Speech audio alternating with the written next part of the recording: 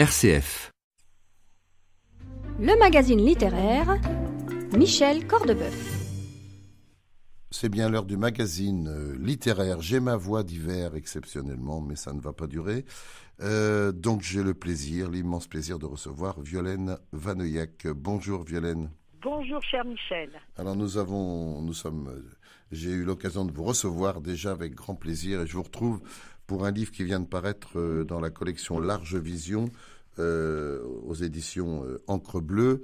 Alors une approche sur un thème que vous nous présentez, donc la prostitution dans la Grèce antique. Alors on va dire un petit mot déjà sur ces éditions parce que c'est vrai que c'est un livre très agréable à lire. Et vous vouliez nous préciser des choses sur cet éditeur. Oui, c'est-à-dire que j'ai voulu les faire mieux connaître parce qu'ils sont nés il y a pas mal d'années maintenant. Ça a été la première maison d'édition en gros caractère. Donc pour tous les malvoyants, que ce soit à la naissance ou ceux qui le deviennent, et on est tous touchés par des problèmes de vue, sauf cas rarissime à un moment donné. Et donc effectivement, c'est très agréable à lire. Et en plus, si vous voulez, ces éditions peuvent concerner aussi des ouvrages inédits puisqu'ils ne se contentent pas, les éditions Large Vision, de rééditer des ouvrages, mais également ils ont des inédits. Voilà, donc je trouvais ça plutôt agréable. Je vais donc publier, vous l'avez dit, La prostitution dans la Grèce antique qui vient de paraître, et en janvier, on poursuit avec La prostitution dans la Rome antique. Nous n'en sortons pas sur la condition de la femme dans l'Antiquité. Voilà, donc c'est un thème qui vous est cher. Vous avez publié beaucoup de livres, une belle bibliographie, et là vous intéressez effectivement à la femme dans la Grèce antique, mais plutôt sur l'aspect justement de prostitution. Qu'est-ce qui vous a décidé à partir sur ces pistes qui se révèlent d'ailleurs assez surprenantes? On a des informations tout à fait étonnantes sur les mœurs de cette époque-là. Alors, en fait, on est obligé de toucher à la prostitution, si je puis dire, quand on parle de la condition de la femme dans l'Antiquité. Parce que la femme n'avait pas la possibilité d'exercer un métier la plupart du temps. Elle était donc dépendante d'un mari, d'un frère, d'une famille, et quand celui-ci mourait, quand le mari mourait ou quand le père mourait, elle se retrouvait évidemment seule à devoir survivre, et donc très souvent elle se retrouvait malheureusement prostituée. Elle pouvait aussi se retrouver prostituée, j'allais dire presque dès la naissance, puisque comme vous le savez, dans l'Antiquité on avait l'autorisation d'abandonner ses filles quand elles naissaient et les mettre dans une marmite au coin d'une rue, et à partir de là, soit elles mouraient, soit elles pouvaient être choisies ou ramassées par quelqu'un qui était amené, un tavernier ou une tavernière qui était amené à la prostituer ensuite, et ce dès l'âge de 11-12 ans. Donc la prostitution fait partie malheureusement de la vie j'allais dire malheureusement ou heureusement, de la vie de la femme dans l'Antiquité. Alors si je dis malheureusement, c'est parce que certaines tombaient évidemment sur des taverniers qui n'étaient guère agréables, et leur vie était assez pitoyable, et puis il y en avait d'autres, des égéries, qui devenaient le modèle d'un peintre, d'un personnage connu, et qui du coup pouvaient se cultiver, échappaient à la misère et devenaient presque célèbres, et elles avaient un destin qui était tout à fait exceptionnel. Voilà. Donc, encore une fois, jusqu'au 1er siècle à Rome, où on trouve des avocates, où on trouve des femmes politiques, des femmes qui ont vraiment un métier intéressant et où elles peuvent gagner leur vie, et bien avant, donc là nous sommes au 5e siècle avant Jésus-Christ, c'est un petit peu compliqué, bien évidemment. Violaine Vanoyac, quel regard vous portez, vous, justement, sur la femme de cette époque-là? Alors, moi, je pense que la question est intéressante parce qu'elle est liée à des découvertes iconographiques que nous avons fait récemment, et ça répond aussi à votre première question, pourquoi j'ai écrit ce livre.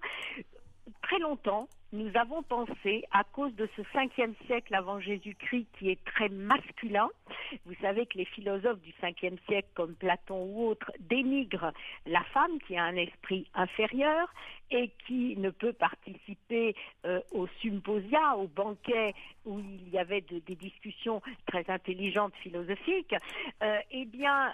Pendant très longtemps, nous avons pensé que le rôle de la femme se cantonnait dans un gynécée et qu'elle n'avait pas le droit de sortir sur la place publique.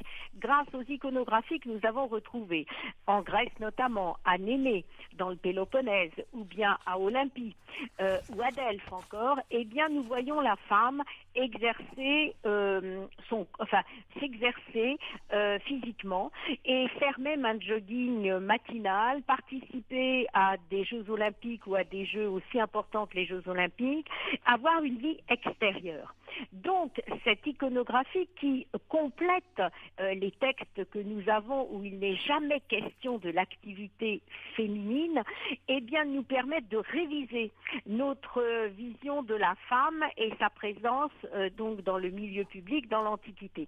Donc, c'est ça qui m'intéresse. Alors, je me rends compte, et je réponds à votre question, que la femme dans l'Antiquité était très présente. Quand je vois que Aspasie écrivait les discours de Périclès et que sans Aspasie qui était la compagne de Périclès, Périclès ne serait pas devenu l'homme politique qu'il est devenu, je me rends compte qu'elles avaient un rôle beaucoup plus important qu'on ne l'a dit. Et donc, tout cela m'intéresse.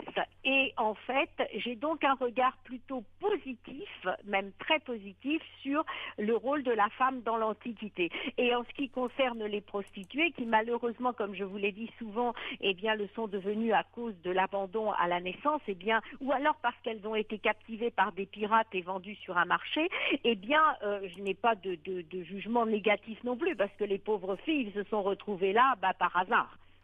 Alors, Violaine Van Oegek, c'est une véritable leçon d'histoire que vous nous proposez. Si vous le voulez bien, j'aimerais bien que vous nous lisiez un extrait du livre, par exemple, Les recettes de la séduction. Oui, bien sûr. Alors, donc extrait du livre, les prostituées ne laissaient rien au hasard. Elles s'exerçaient à marcher avec élégance. Des semelles de liège cousues sous leurs souliers les rehaussaient si elles étaient trop petites. Et dans le cas contraire, elles portaient des chaussures sans talons et marchaient la tête dans les épaules. Celles qui n'avaient pas de fesses se cousaient une tournure dans leurs vêtements afin d'arrondir leur croupe. Celles qui avaient le ventre rond pouvaient toujours grossir leur poitrine avec des seins postiches afin de camoufler leur rondeur mal placée. Les prostituées se maquillaient à outrance. On les distinguait ainsi des femmes libres, celles qui avaient les sourcils roux se les teignaient avec du noir de fumée, celles qui avaient le teint trop foncé se le pâlissaient avec du blanc de céruse à base de carbonate de plomb. Et celles qui avaient la peau blanche se rougissaient les joues avec de la pourpre tirée de plantes ou d'algues. Toutes se poudraient les cheveux avec de la céruse, dénudant la partie de leur corps la plus aguichante, riant si elles avaient de jolies dents, mais toutes, comme les têtes de chevreaux à l'étalage des boucheries, gardaient entre les lèvres un rameau de myrte afin d'avoir toujours la bouche entrouverte. Les courtisanes savaient aussi chanter, danser, jouer de la lyre ou de la flûte. Elles étaient habillées avec soin et avec goût, même si elles préféraient bien sûr les couleurs voyantes. Voilà, c'est une véritable leçon d'histoire, comme je le disais, que vous proposez. Vous éclairez vraiment sur les aspects surprenants de l'histoire de l'Antiquité grecque. Ce livre est partagé en 5 chapitres. L'amour masculin, les coutumes des villes, des fillettes vendues dès le plus jeune âge, la location des prostituées, les prostituées indépendantes. Est-ce que vous, Violaine Van Oegek, est-ce qu'il y a des choses qui vous ont fait un petit peu bondir dans vos découvertes ? Alors oui, ce qui m'a fait bondir, je vous l'ai dit, c'est-à-dire qu'on avait complètement occulté le rôle et la présence de la femme dans la Grèce antique à cause de la société masculine du 5e siècle avant Jésus-Christ, bien entendu.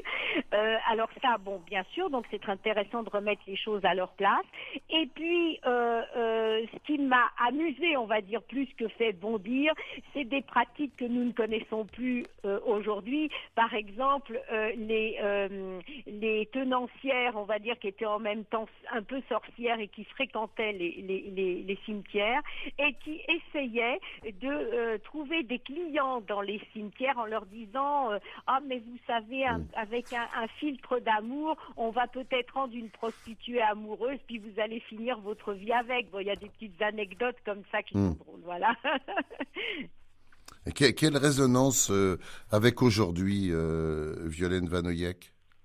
Alors, quelle résonance avec aujourd'hui? Les pratiques sont les mêmes, sont souvent les mêmes, à savoir le fait qu'il y ait des prostituées, encore une fois, qui ont une vie agréable, d'autres qui ne l'ont pas, le fait que évidemment elles payent, elles ont un revenu intéressant, mais on leur prend la plupart de leurs revenus puisqu'il y a des tenancières et des tenanciers.